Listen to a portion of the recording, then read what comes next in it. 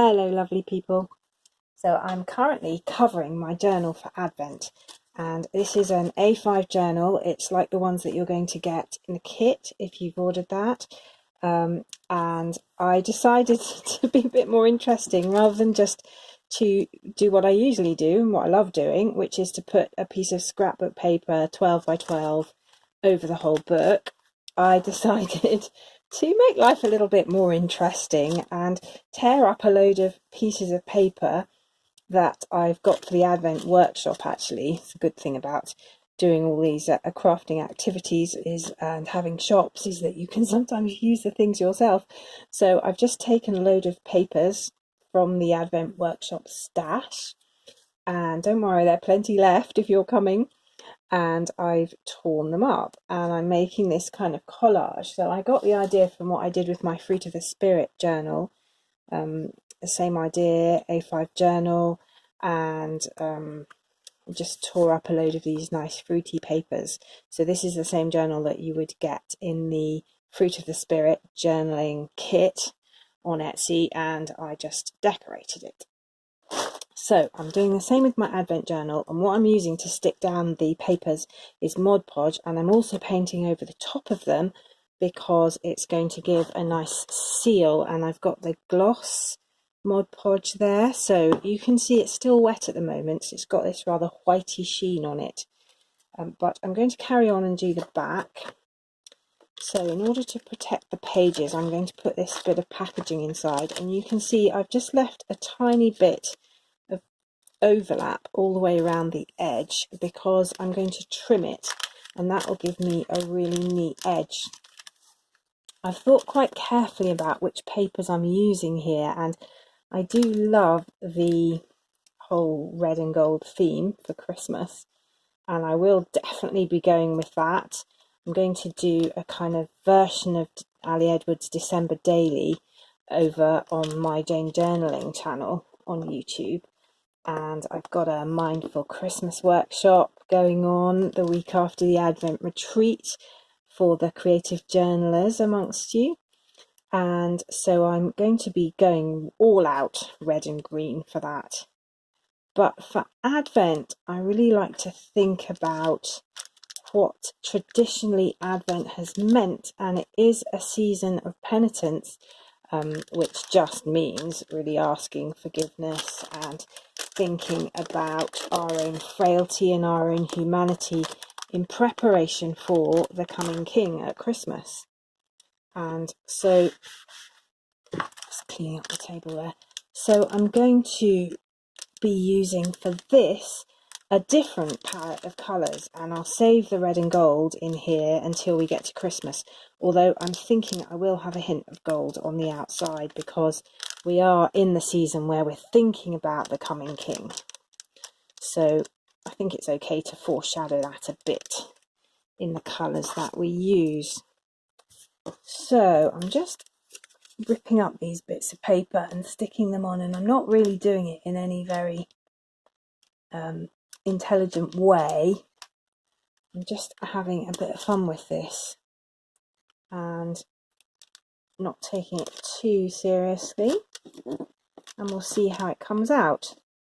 And what I'm thinking I might do actually when I'm done is put some of the sparkle medium that I keep going on about on social media at the moment because I'm just slightly addicted to it, on the top through a stencil, and see what effect that gives. Now look, that's stuck down already, hasn't it? And I'm now ripping it by peeling it back up again, but I don't think it's going to matter too much. I'll just pop it back down there. There we go. And this kind of operation suits me really well because it's not overly precise, and that's good for me. I really like being released from having to be perfect, and you know, my personality is very perfectionist, and I'm really just learning to leave that behind and to say that's actually quite limiting. Those sorts of it's got to be perfect kind of beliefs are quite limiting beliefs. So I'm just enjoying it's not being very perfect. And of course, the whole point about the Christian faith is that we're not perfect, and God's made provision for that. So we just don't need to give ourselves a hard time about getting everything perfect. And oh, what a relief that is, eh? Real relief, I think, for those of us who are merely human. And I suspect this is going to bubble a bit, which I'm not a great fan of. I will probably be a little bit disappointed by the bubbles, but I have a choice about how I deal with that, and I think I'm going to deal with it by putting some sparkle medium over the top, and then hopefully the bubbles will not really be all that visible. Of course, I could just decide to like it and to say, well, it's bubbly, and that's just the nature of the beast, but I think I probably will try and cover it up actually. So we'll see. So this is coming on nicely, and you'll see I'm kind of ripping the edges towards me because I like that effect of a bit of white showing. And so I'm kind of just liking to sort of make them look a little bit more interesting than just the sharp flat edges that you get it when you cut paper. And I feel like that just gives it a little twist that, as I say, I quite like. So this is gluing, this is drying really fast, and it is one of the problems with Mod Podge that it does dry very fast, and that can be a right pain. But I'm just trying to get it stuck down nice and thoroughly, and then to paint out any bubbles in the paper with my brush here. I've got quite a stiff brush and it's got a wide edge, so it's helping me with that process. Now, as I said, I've chosen these papers quite carefully to symbolize different things. So this is the trees here, nice forest, and I live next to a wood, and one of our favourite things over the Christmas holidays is just to have lots of walks in the wood. And I think the wood's a place where we all get quite a lot of a sense of the beauty of God's creation and his power in these wonderful majestic trees that we live next to. So I'm popping that there. I've also got these nice mugs of hot drink with a sort of Christmassy feel to them, and to me this symbolises part of the peace of Christmas, but also they're just the gift of family and friends that teaches us something about the body of Christ, and that, you know, God gives us, and that I think especially